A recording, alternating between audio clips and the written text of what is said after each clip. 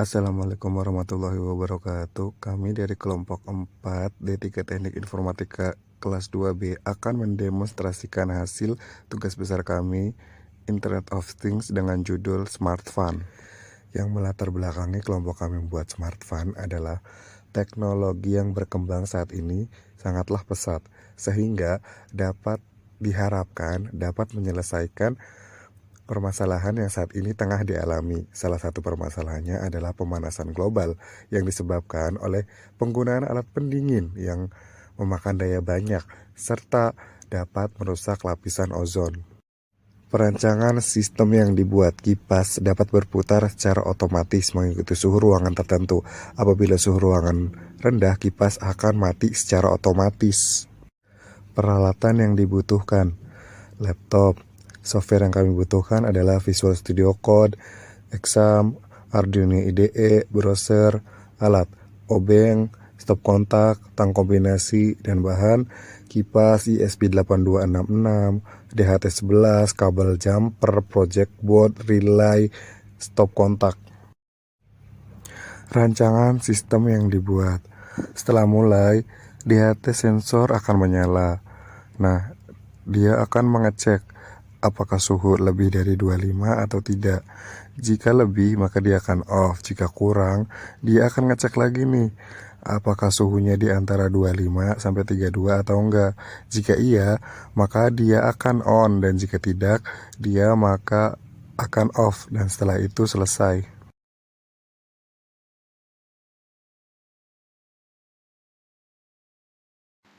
Pada kode program di Arduino IDE, kita menggunakan library ESP8266 wifi.h,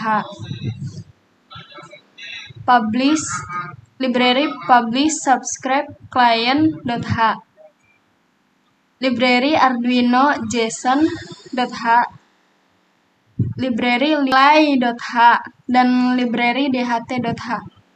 Kemudian kita mendefinisikan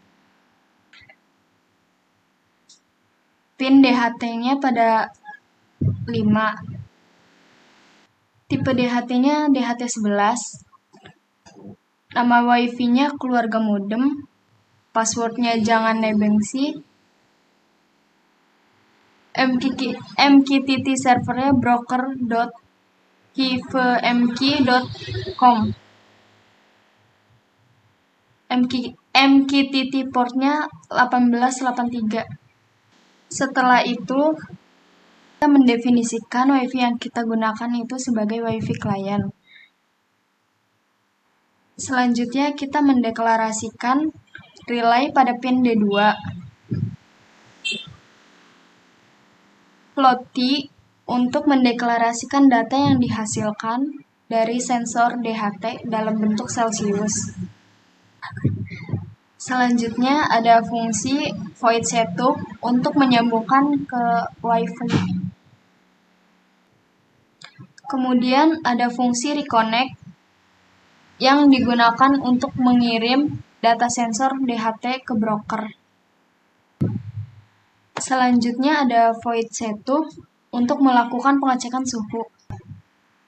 Selanjutnya ada void send data yang digunakan untuk mengirimkan data ke broker. Yang terakhir ada void loop yang digunakan untuk mengeksekusi data jika suhunya kurang dari 25 derajat, maka kipasnya akan mati. Jika suhunya 25 sampai kurang dari 39 derajat, maka kipasnya akan menyala. Selain dua kondisi itu, maka kipas akan mati.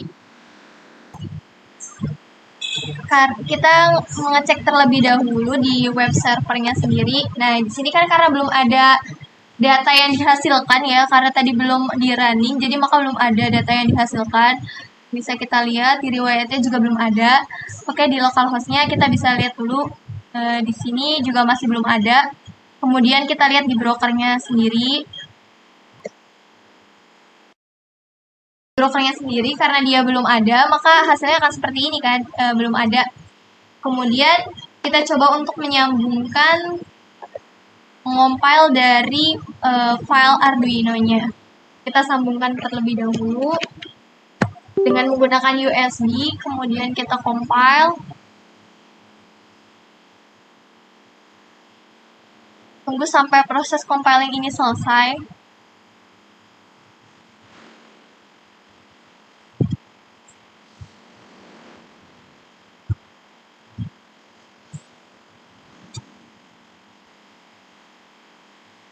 Nah, setelah itu kita coba buka di tools, kemudian di serial monitor. Nah, di sini WiFi-nya sudah kita lihat ya, tersambung.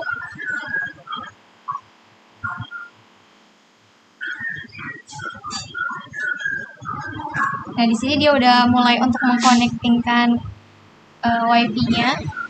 Ya, di sini sudah tersambung, dan di sini untuk koneksi ke broker MQTT-nya juga sudah tersambung. Kita lihat di broker MQTT-nya terlebih dahulu. Nah, di sini datanya itu sudah mulai ada ya. Tadi kan masih kosong, sekarang sudah mulai ada. Kalau misalkan kita coba untuk hapusin, nanti tuh sudah mulai untuk berjalan. Kemudian kita buka untuk di file Python-nya sendiri buat masukin datanya itu ke localhost. Kita running. Sebelum running ini, di sini kita buat ininya dulu, buat deklarasiin. Kita menggunakan localhost dengan usernya root. Kita passwordnya kosong. Database-nya sendiri itu smartfun. Kemudian di sini itu kita pakai dengan client subscribe-nya itu yang ada di broker, samain yaitu smartfun slash sensor slash deteksi.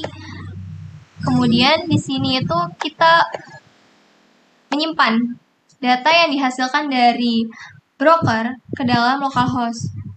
Nah, setelah itu baru kita compile, kita jalankan.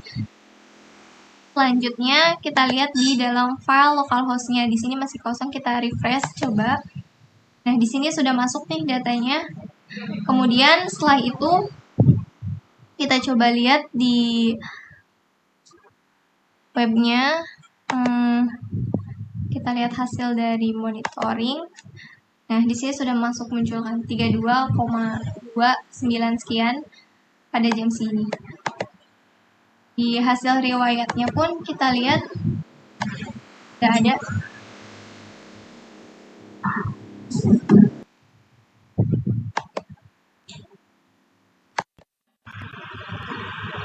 Sekian demonstrasi dari kelompok kami. Kurang lebihnya mohon maaf. Dari Taufik Walhidayah. Wassalamualaikum warahmatullahi wabarakatuh.